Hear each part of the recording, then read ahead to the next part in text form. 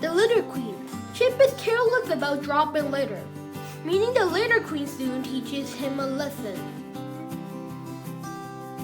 Alright, today I'll read a book called The Litter Queen, and this is the Oxford Reading Tree series. This is level 9 and it's the 4th book.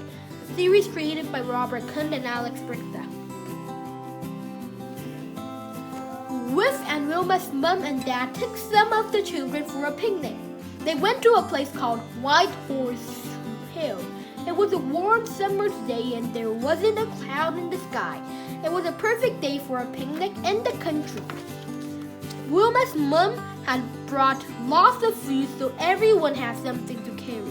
We'll have our picnic at the bottom of the hill, she said. I know a good place to sit.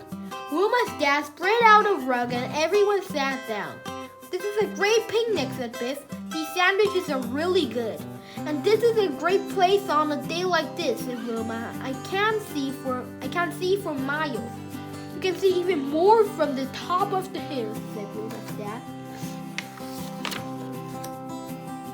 After a picnic, the children wanted to walk up the hill. Biff and Wilf began to run ahead.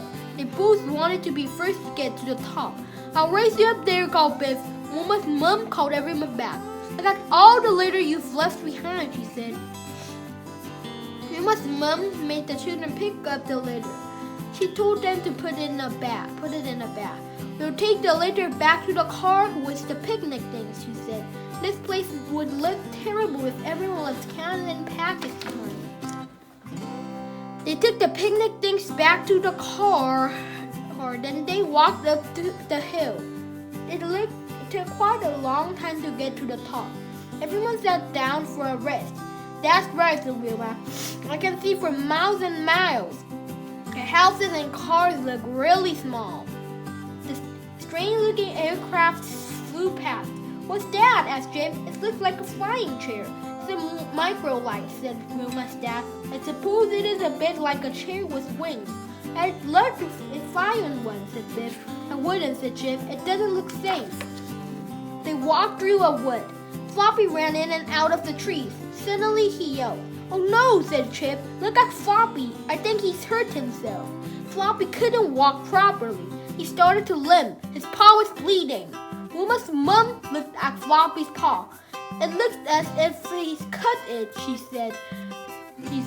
Will found a broken bottle. He must have cut it on this, he said. Wilma's mom was angry. It's so dangerous to leave broken bottles lying about, she said. The children wanted to play cricket, so they had a game before they went home.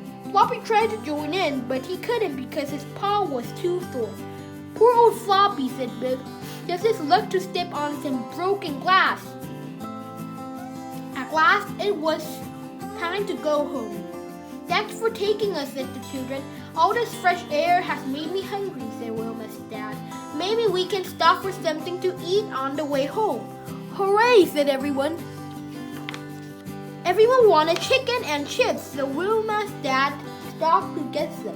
I wonder why food tastes better when you eat it outside, said Wilf. It tastes good because we're all hungry, said Wilma's dad. When they had finished, Chip and Wilf looked for the litter bin. There was only one bin and it was full. Chip threw his litter on the ground. I don't think we should do that, said Biff. Well, what else can we do, said Wilf. The litter bin is full, so what does it matter?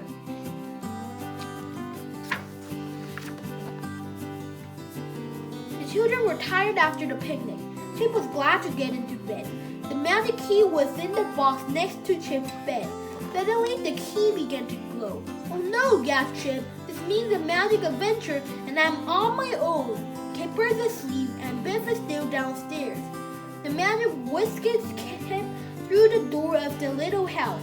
He felt himself spinning around and round. Help! Help! Called Chip. He knew that he was not going to enjoy this adventure.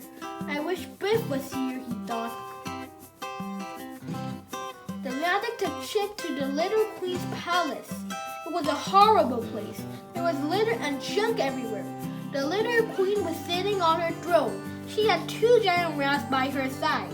I knew there was going to be a bad adventure, thought Chip. Welcome to my kingdom, said the little queen. You can start work right away. Start work, asked Chip. What do you mean?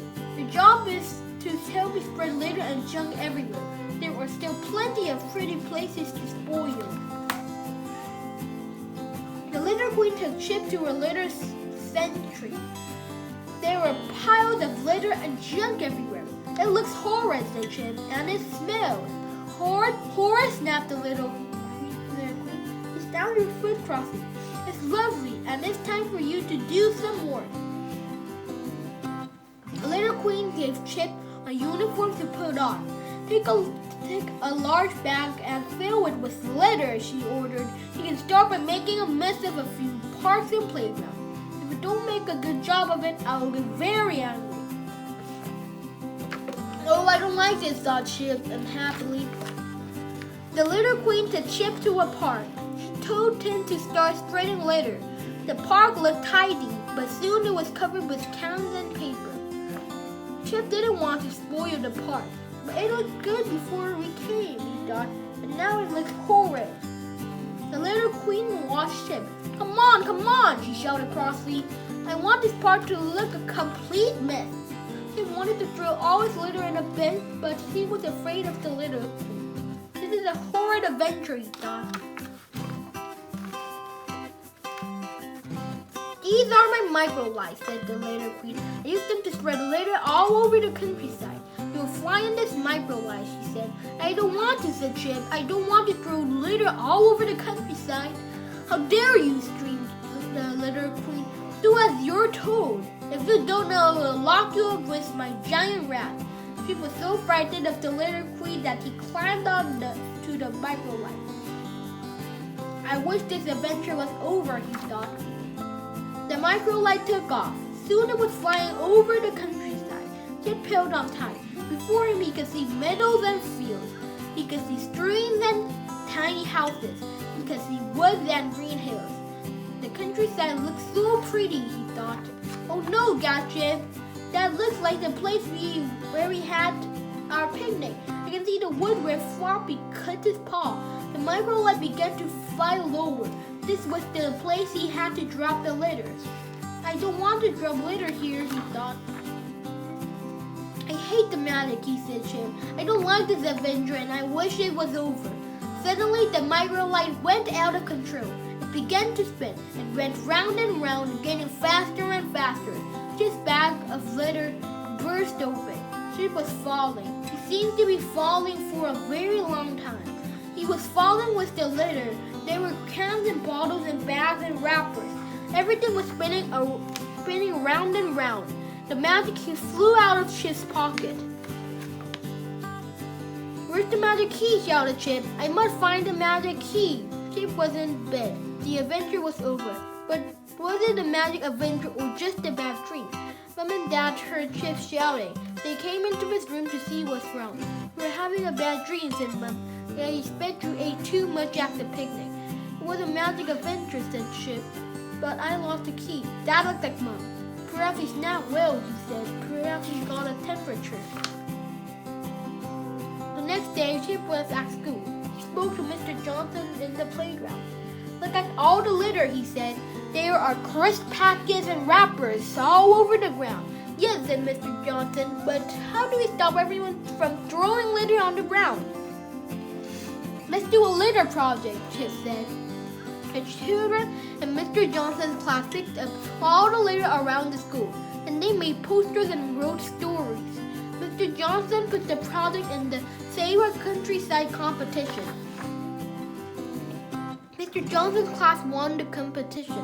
Chip won a special prize for a story called The Litter Queen. An important person came to give out the prizes. That was a very good story, Chip, she said. It was a nightmare, said Chip.